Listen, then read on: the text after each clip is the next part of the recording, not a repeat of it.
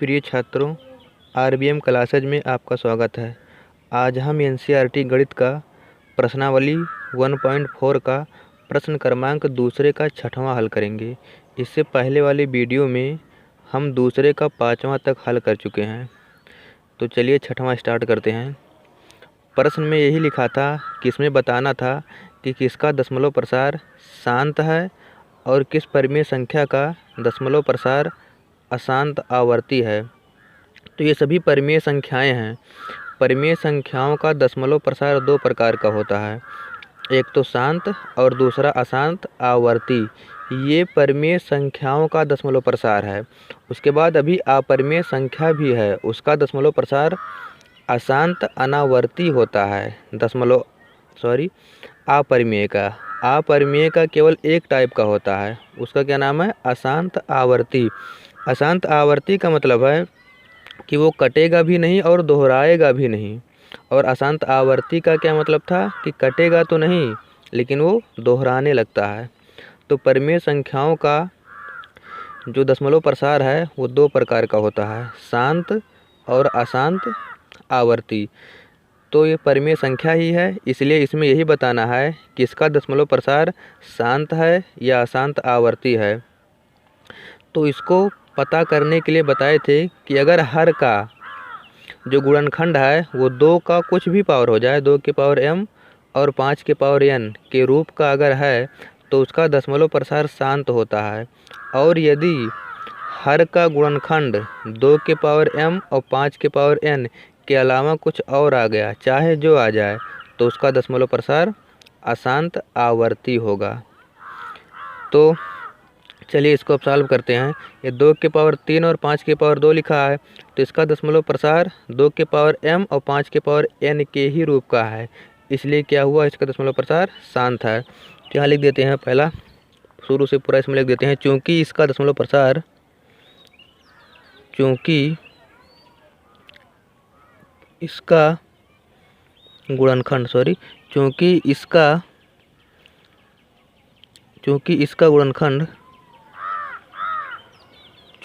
गुणनखंड 2 के power m 5 के power n के रूप का है, इसलिए इसका दशमलव प्रसार शांत है। इसलिए इसका दशमलव प्रसार शांत है। इसका दशमलव प्रसार शांत है। और जब शांत है तो जो शांत है वो शांत दशमलव प्रसार का मान कितना है ये भी बताना है। तो इसको कैसे करते थे, ये 23 लिखा था, 2 के पावर 3 और ये 5 के पावर 2। देखिए 2 और 5, अगर 2 और 5 का गुणा करते हैं तो 10 हो जाता है। तो हमें करना क्या पड़ता था कि यहाँ नीचे हम 10 बना लेते थे और नीचे जितना जीरो होता था ऊपर उतना अंक के बाद दशमलव लगा देते थे। तो यहाँ इसे बराबर करना पड़ता है, जितना 2 रहे उतना 5 रहे। 2 3 बार है और 5 2 बार है, तो 5 जो है एक बार कम है, तो जितना बार जो कम रहेगा, चाहे 5 कम हो चाहे 2 कम हो, अगर 5 कम है तो 5 से गुणा करेंगे, 2 कम है तो 2 से गुणा करेंगे। इसमें 5 कम है इसलिए इसमें 5 से ऊपर नीचे गुणा कर देंगे। एक बार कम है तो एक बार इसमें गुणा कर देंगे। तो 23 2 के पावर 3 ये 5 के पावर 2 गुणा 5 से एक बार गुणा करेंगे, इस प्रकार से। अब यहाँ गुणा कर देते हैं, सीधा गुणा होता है, ऊपर वाले का ऊपर नीचे वाले का नीचे। तो 5 3 15 के 5, 5 दूनी 10 और 1 11।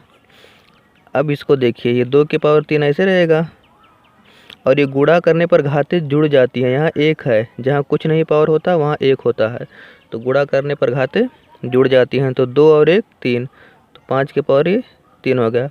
अब दोनों का जब पावर समान है तो एक ही साथ में पावर लगा सकते हैं। इसे 2 गुणे 3, ये सटा था, सटा माने गुणा होता है गणित में, तो 2 गुणे 3 के पावर कितना 3 था, 3 कर दिए। अब इसको ऐसे लिख देना है, और ये 2 3 सॉरी यहाँ 5 है, 2 पंचे 10, 10 के पावर 3। और 10 के पावर 3 कितना होता है?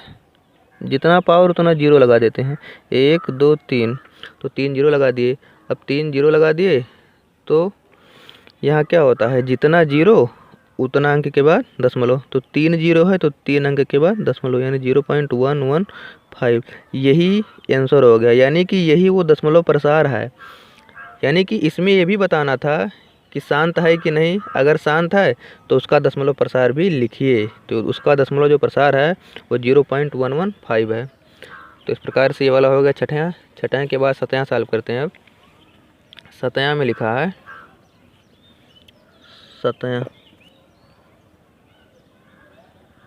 129 अपान 2 के पावर 2, 5 के पावर 7, 7 के पावर 5। अब देखिए इसमें इसका जो गुणनखंड है वो 2 के पावर m, 5 के पावर n के अलावा एक 7 के पावर आ गया है। तो अगर इन दोनों के अलावा कुछ आया तो तुरंत क्या होगा, अशांत आवर्ती होगा। तो इसका दशमलव प्रसार अशांत आवर्ती है, अशांत आवर्ती है। और जब अशांत आवर्ती है तब नहीं लिखना है। प्रश्न में लिखा था कि जिसका दशमलव प्रसार शांत है उसी का लिखना है, जिसका अशांत आवर्ती है उसका नहीं लिखना है। तो बस ये इतना हो गया, यहीं तक रहेगा। उसके बाद में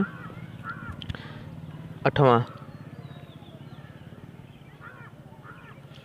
लिखा है 6/15। तो इसका गुणनखंड कर लेंगे 15 का।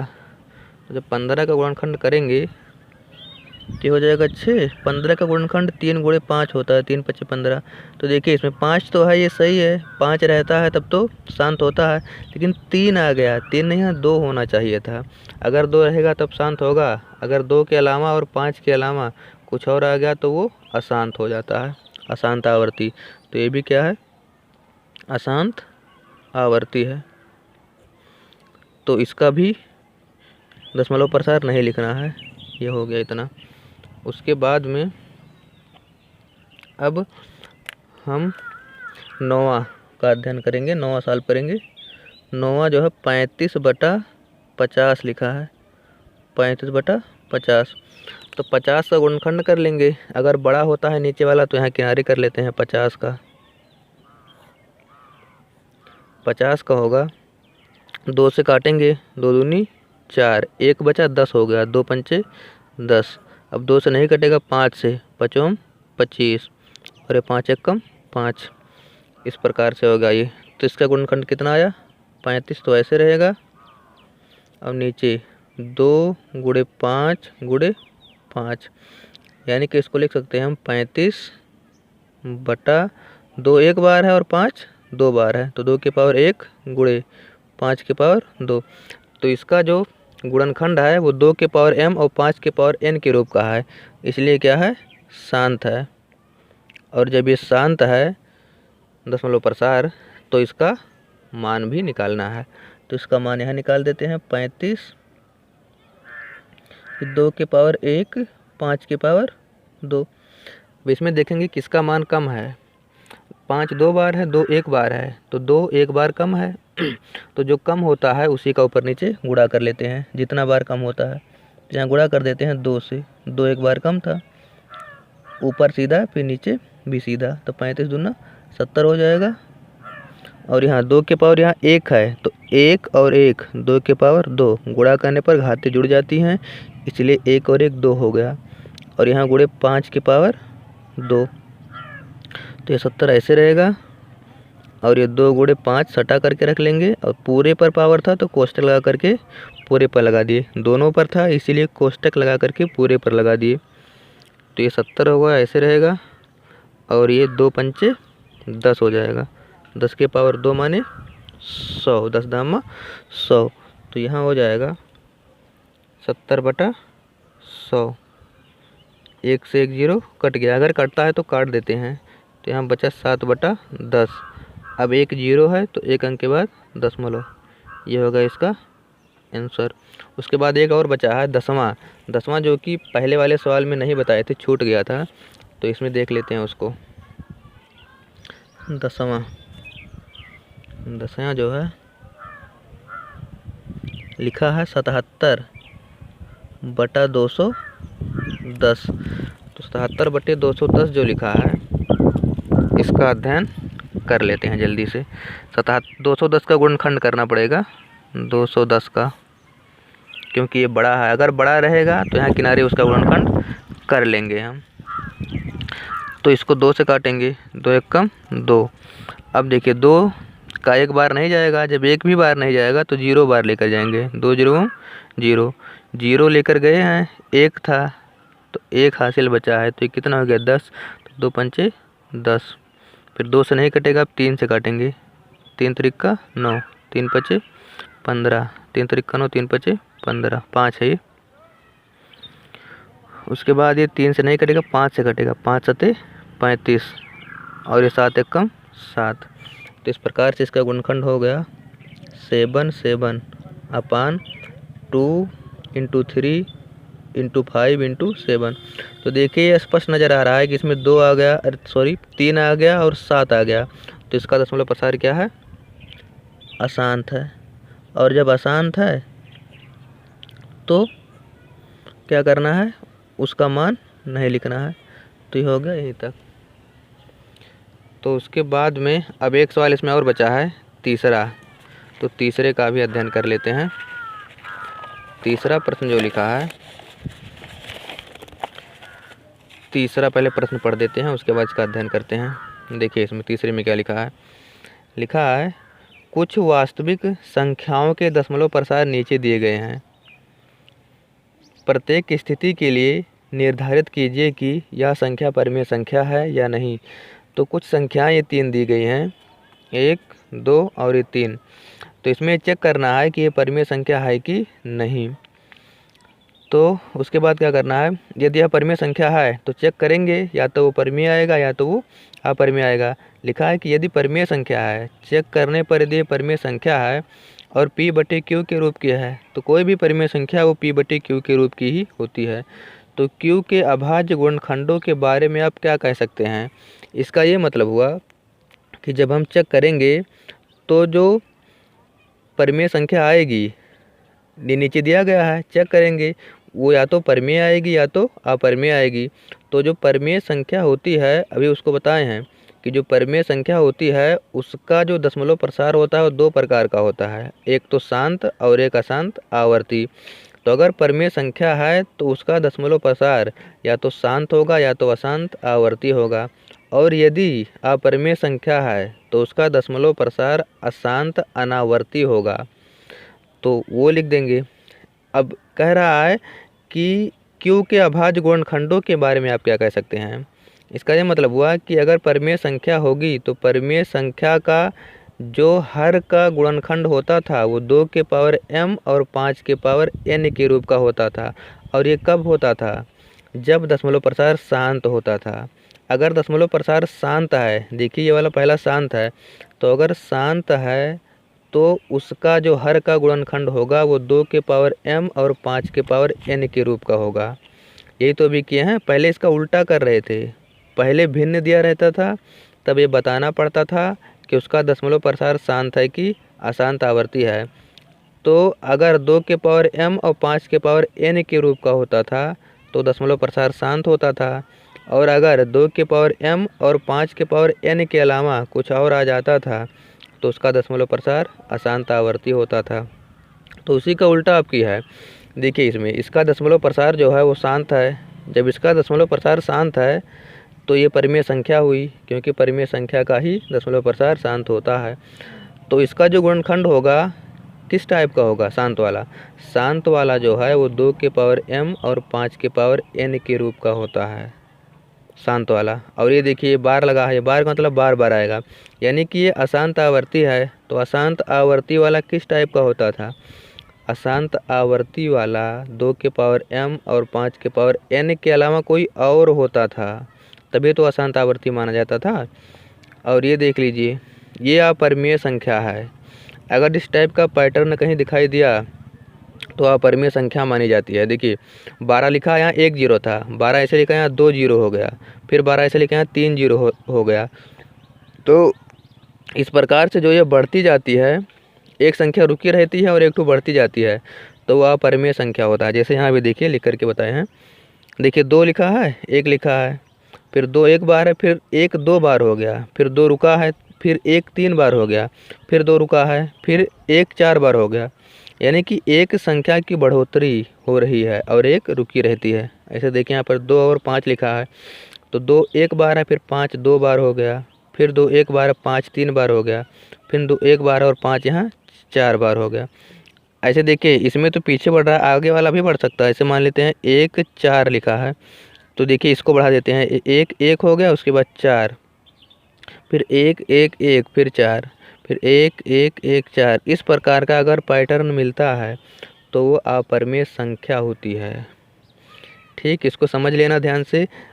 अपरिमेय संख्या 2 ही प्रकार की होती है, या तो वो रूट में रहेगा या तो वो इस टाइप का रहेगा, बाकी और कोई भी संख्या अपरिमेय संख्या नहीं होती है।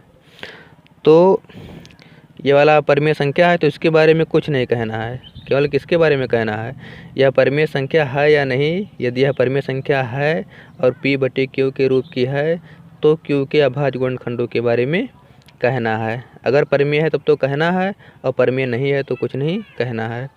तो चलिए इसको सॉल्व कर लेते हैं जल्दी से। तो इसमें पहला, तीसरे का पहला कितना लिखा है, 4 3 1 2 3 4 5 6 7 8 9। यह एक शांत परिमेय संख्या है,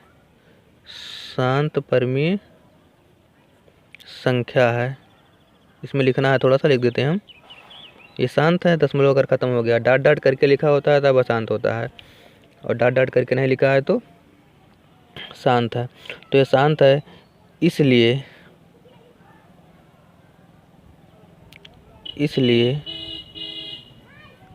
इसमें Q का अभाज्य गुणनखंड, Q माने हर, P/Q के रूप का तो होता है, इसलिए इसमें Q का अभाज्य गुणनखंड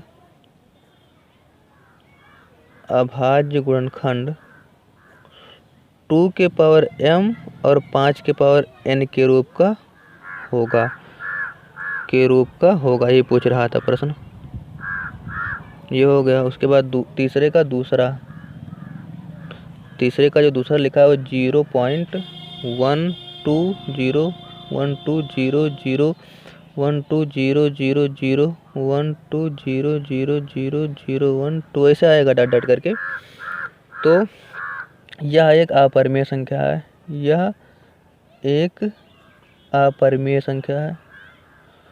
अपरिमेय संख्या है। जब अपरिमेय संख्या है तब दशमलव, तब उसके Q के अभाज्य गुणनखंड के बारे में कुछ नहीं बताना है, जब परिमेय है तब बताना है। तो बस ये इतना हो गया क्योंकि यह अपरिमेय था। उसके बाद में अब तीसरे का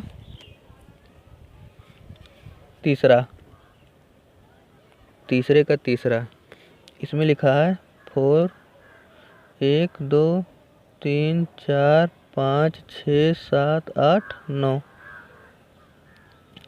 तो यहाँ लिखते हैं चूँकि यह एक अशांत आवर्ती है, बार मतलब है बार बार ऐसे आएगा, ये चीज़ बार बार आएगा ऐसे 1 2 3 4 5 6 7 8 9, फिर 1 2 3 4 5 6 7 8 9 ऐसे आएगा बार बार। क्योंकि यह एक अशांत आवर्ती परिमेय संख्या है, अशांत आवर्ती परिमेय संख्या है, परिमेय और परिमेय में अंतर होता है। क्योंकि यह एक अशांत आवर्ती परिमेय संख्या है, इसलिए इसमें Q का अभाज्य गुणनखंड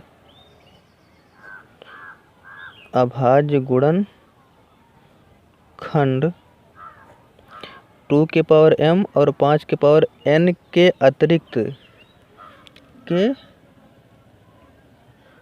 अतिरिक्त कोई और संख्या होगी।